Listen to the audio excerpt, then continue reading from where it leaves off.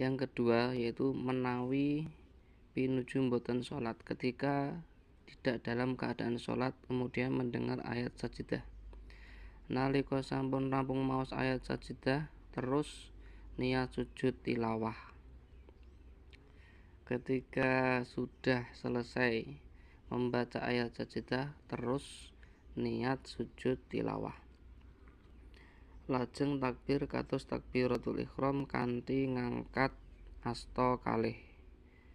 Kemudian takbir seperti takbiratul ihram beserta mengangkat kedua tangan. Terus sujud kanthi takbir, kemudian sujud Allahu Akbar. Setelah sujud tadi sakrampungipun sujud lajeng lenggah kanthi takbir. Setelah sujud kemudian duduk dan takbir.